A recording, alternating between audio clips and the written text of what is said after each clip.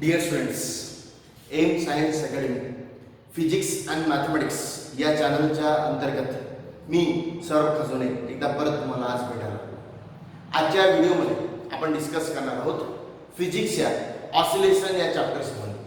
या आधीच्या फिजिक्स ऑसिलेशनच्या चॅप्टरच्या अंतर्गत आपण बरेचसे व्हिडिओज पाहिलेले आहेत. मी एकदा परत त्याला थोड्याशा वर्ड्समध्ये तुम्हाला रिवाइज करून देतो.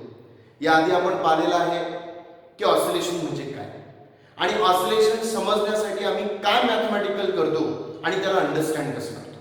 याला मी परत या टॉपिककडे मग येणार, कारण आज जो टॉपिक आपण शिकणार आहोत त्याचं नाव आहे रेफरन्स सर्कल मेथड.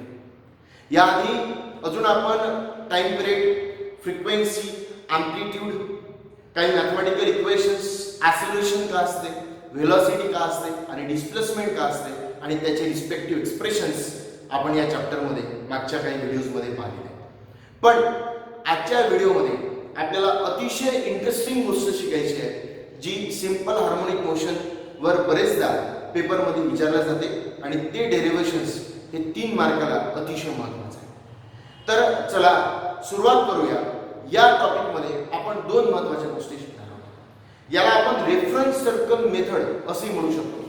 जसं मी इथं लिहितोय रेफरन्स सर्कल मेथड. ओके, आता रेफरन्स सर्कल मेथड म्हणजे आम्हाला असं नेमकं काय करायचं अजून आम्हाला काही समजलंच नाही, म्हणून मी इथं क्वेश्चन घेतोय. जसं की तुम्ही क्वेश्चन बघू शकत असाल, आपल्याला इथं प्रूफ करायचं आहे प्रोजेक्शन ऑफ यूसीएम. यूसीएम आपण याच्या मागच्या चॅप्टर्स मध्ये पाहिलेलं आहे. UCM is uniform circular motion. Projection of UCM along any diameter. एखादा पार्टिकल जेव्हा युनिफॉर्म सर्क्युलर मोशन करतो त्याचं जे प्रोजेक्शन आपण अलॉंग एनी डायमीटर जेव्हा घेणार, it's proves that it is the linear SHM. म्हणजे पहिल्यांदा एक लक्षात घ्या की आपल्याला पार्टिकल युनिफॉर्म सर्क्युलर मोशन करत आहे असं अज्युम करायचं आहे एक रेफरन्स सर्कलवर. कारण युनिफॉर्म सर्क्युलर मोशन असेल तर motion along the circumference of the सर्कलच होत असेल, राईट. तर आपल्याला इथे प्रूव्ह करायचं आहे की पार्टिकलचं मोशन जर युनिफॉर्म सर्क्युलर मोशन असेल तर त्या पार्टिकलचं केलेलं प्रोजेक्शन अलॉंग एनी डायमीटर, मग ते कोणतेही डायमीटर असेल. Okay, infinite number of diameters असतात हे आपण सगळ्यांना माहिती आहे सर्कलला. तर कोणत्याही डायमीटरवर जर आपण त्याचं प्रोजेक्शन केलं तर ते लिनियर एसएचएम असते असं आपल्याला प्रूव्ह करायचं आहे. पण परत मी तुमच्यासमोर एक हिंट ठेवतोय. जसं आपण याच्या मागच्या व्हिडिओमध्ये पाहिलं की लिनियर एसएचएम सर आम्ही कसं ओळखतो, तर यासाठी मी तुमच्याकडे 2 गोष्टी ठेवल्या. लिनियर एसएचएम ओळखण्याकरिता आपण पहिल्यांदा म्हणतो एक म्हणण्याकरिता म्हणजे बाय ऑब्झर्वेशन्स आणि एक म्हणतो बाय मॅथमॅटिकल कॅल्क्युलेशन्स. तर ऑब्झर्वेशन हे की प्रूफ नाही झालं, म्हणून आपल्याला मॅथमॅटिकल प्रूफ देऊन आपल्याला ते सांगावं लागेल की हे जे मोशन आहे ते लिनियर एसएचएम. सर मग बाय ऑब्झर्वेशन म्हणजे काय, त्याला शिकून तर घेऊ. तर बाय ऑब्झर्वेशन म्हणजे सर ज्या डिस्प्लेसमेंट, व्हेलॉसिटी आणि ॲक्सेलरेशनच्या एक्सप्रेशन्स मध्ये साइन आणि कॉस हे फंक्शन येतात तर त्याला आम्ही हार्मोनिक फंक्शन असं म्हणतो. म्हणून ज्या डिस्प्लेसमेंट, व्हेलॉसिटी आणि ॲक्सेलरेशनच्या एक्सप्रेशन्स मध्ये साइन आणि कॉस येतील त्याला आम्ही लिनियर एसएचएम असं म्हणतो. But it is by observations. मग मॅथमॅटिकली कसं लक्षात येईल की सर सोपं आहे. आपण पाहिलं की आपण स्प्रिंगचं सगळ्यात पहिल्या दिवशी मी तुम्हाला ऑसिलेशन शिकवलं. What is oscillation? Oscillation is the periodic motion along a fixed path. Okay, about a fixed point. एका फिक्स्ड पॉइंट भोवती जेव्हा टू अँड फ्रो मोशन होतं त्याला आपण ऑसिलेशन्स असं म्हणतो. आणि मॅथमॅटिकली आपण ऑसिलेशन्स प्रूव्ह करत असताना म्हटलं की जेव्हा फोर्स किंवा acceleration is directly proportional to the displacement, okay, but both having opposing in directions, that is called as SHM or linear SHM. okay, हे आपण याच्या आधीच्या व्हिडिओमध्ये पाहिलेलं आहे की लिनियर SHM जर आम्हाला समजून घ्यायचं असेल, जेव्हा एखादं पार्टिकल च मोशन मध्ये फोर्स आणि डिस्प्लेसमेंट किंवा ॲक्सेलरेशन आणि displacement along the same path, एकाच पाथवर बट अपोजिट डायरेक्शननी असेल आणि directly proportional to the displacement असेल फोर्स किंवा ॲक्सेलरेशन, तर त्याला आम्ही लिनियर एसएचएम असं म्हणतो. तर हीच मेथड आपण आज पाहणार आहोत. क्वेश्चन तुम्हाला सगळ्यांना दिसत असेल, जसं तुम्ही सर्वजण बघू शकता. क्वेश्चन आहे show that linear SHM is the projection of UCM on any diameter. चला सुरुवात करूया. Consider a particle. तुम्ही लिहू शकता माझ्या सोबत. Okay, these are some statements. हे तुम्हाला लिहायचे. Consider a particle performing a uniform circular motion. Okay, in XY plane. कोणत्या प्लेन मध्ये सर तो मोशन करतोय? XY प्लेन मध्ये तो मोशन करतोय. चला XY प्लेन आपण केला. ओके, आता पहिले प्रोजेक्शन कन्सेप्ट थोडंसं आपण समजून घेऊया. ओके, इमॅजिन करा what is the projection means. Actually projection मी माझ्या बेसिक्स मध्ये शिकवलेलं आहे. सपोज जेव्हा when the light or any point or any particle illuminated parallel to the x-axis. Okay, जेव्हा एखादा particle parallel to the x-axis आहे म्हणजे काय सर? इथं रे याला पॅरलल झाला, इथं रे याला पॅरलल झाला, इथं रे इथं रे इथं रे कुठे रे? इथे राहू शकतो, इथे राहू शकतो, इथे राहू शकतो, कुठे राहू शकतो? When the particle is parallel to the x-axis, it's projected. Okay, its shadow or its projections should be given on the y-axis. त्याचं जे प्रोजेक्शन आहे हे आपण म्हणजे पार्टिकल कुठेही असेल. Okay, on any side. हे महत्त्वाचं हे तुम्ही लिहू शकता. If the particle is illuminated on any side parallel to the x-axis, its shadow or projections given on the y-axis. Note it down this point. Okay, आता particle uniform circular motion करतोय म्हणजे त्याचा स्पीड का असेल? Constant असेल. म्हणजे जितक्या वेळात त्याचा हा क्वाड्रंट कंप्लीट होतो त्याच्या पुढच्या वेळात तेवढ्याच वेळात हा क्वाड्रंट कंप्लीट होईल, तेवढ्याच वेळात हा क्वाड्रंट कंप्लीट होईल आणि तेवढ्याच वेळेमध्ये हा पण क्वाड्रंट कंप्लीट होईल. It is a periodic motion that we all know. मग सर आता आम्हाला काय पाहायचं? मला हे सांगायचं की समजा आपण एक रॉड समजू. चला हा एक रॉड आहे sir. Okay, suppose it is a rod. Initially let it is the point at P. पहिल्यांदा तो P वर आहे. तर हा point parallel to the x-axis आहे. तर मी प्रोजेक्शन याला इथे घेऊ शकतो. बघा हा मी इथे प्रोजेक्ट करतो. सपोज हा रॉड रोटेट करता करता या पॉइंटवर गेला. Suppose that point is Q. तो कोणत्या पॉइंटवर गेला? Q वर. तर त्याला मी इथे प्रोजेक्ट करू शकतो. ओके, असंच करता करता मॅक्झिमम पहिल्यांदा इनिशियली तो पॉइंट इथे होता फॉर एक्झाम्पल ऍट A. तर त्याचं प्रोजेक्शन हेच होणार. बरोबर. असं करता करता जेव्हा तू इथं जाईल या पॉइंटवर जाईल तर त्याचं प्रोजेक्शन इथे होणार. सपोज तू इथं जाईल फॉर एक्झाम्पल हा रॉड फिरत फिरत इथे येईल तर त्याचं प्रोजेक्शन इथे होणार. बरोबर. म्हणजे तुमच्या पॉइंट लक्षात आला असेल. पहा ऑब्झर्वेशन्सनी की सर जेव्हा पार्टिकल इथं होता तेव्हा त्याचं प्रोजेक्शन हाच होता. Means at the mean position. इथं झालं तर प्रोजेक्शन हा, इथं झालं तर म्हणजे पार्टिकल हा असा दूर दूर दूर दूर जातो आहे. ओके, परत जर तुम्ही पाहिलं की याच्या समोर जेव्हा तुम्ही येईल तर परत त्याचं प्रोजेक्शन इथं येईल. इथं असताना प्रोजेक्शन इथं येईल, इथं असताना प्रोजेक्शन इथं येईल. म्हणजे परत तो मागे मागे येतोय. मागे गेल्यानंतर जर तो असा गेला रोटेट करत असताना तर त्याचं प्रोजेक्शन इथं होईल. इथं असताना त्याचं प्रोजेक्शन इथं होईल. समजत असं म्हणणं? इथं असताना त्याचं प्रोजेक्शन इथं होईल. असंच या क्वाड्रंटला रॉड गेला. इथं असताना त्याचं प्रोजेक्शन इथं होईल. इथे असताना त्याचं प्रोजेक्शन इथे होईल. म्हणजे तो लिनियर एसेच्या अबाउट द फिक्स पॉइंट असा करतो आहे. लक्षात आलं का? पहिल्यांदा अंडरस्टँड करा, कन्सेप्ट समजून घ्या की जेव्हा पॅरलल टू द एखादा पार्टिकल असताना एक्स ऍक्सिसला त्याचे जे आम्ही प्रोजेक्शन करतोय ते प्रोजेक्शन ऑन आम्ही वाय ऍक्सिस घेतो. मग सर असंच कशाला? याचं प्रोजेक्शन समजा पार्टिकल इथं असेल तर त्याचं प्रोजेक्शन फॉर एक्झाम्पल इथून आपण प्रोजेक्शन इथे करू शकतो डेफिनेटली. कारण आता आम्ही त्याला parallel to the x axis समजतोय. Particles parallel to the x axis या केसमध्ये आपण parallel to the y axis समजतोय. असं प्रोजेक्ट करतोय त्याला, या पद्धतीने प्रोजेक्ट करतो. ओके, जेव्हा पार्टिकल इथं असेल तर त्याला आपण इथेही प्रोजेक्ट करू शकतो. बरोबर आहे की नाही? पण त्या केसमध्ये तो पार्टिकल असा फिरला पाहिजे. अर्थ लक्षात येतोय? So it is a projection. याला काय म्हणतात? प्रोजेक्शन. पण सर हे जे जे आम्ही पाहिलं, हे जे जे आता आम्ही शिकलो हे की मॅथमॅटिकल प्रूफ नाही. It is not the mathematical proof. आपल्याला मॅथमॅटिकल प्रूफ समजून घ्यायचा आहे की कसं बा UCMचं प्रोजेक्शन कोणत्याही डायमीटरवर हे लिनियर एसेशन प्रूफ करते ते आपल्याला आता समजून घ्यायचं आहे बाय मॅथमॅटिकली. म्हणजे इथं मी तुम्हाला सांगणार एक तर ऍक्सिलरेशन. बरोबर, हे लक्षात ठेवून घ्या. मॅथमॅटिकल एसेशन प्रूफ करणे म्हणजे काय? न्यूमेरिकल असो काही असो, acceleration is directly proportional to the displacement with opposing directions. हे जर आपण प्रूफ केलं की कन्फर्म होणार ते काय होणार? लिनियर एसेशन. So you may note down consider a particle performing a uniform circular motion.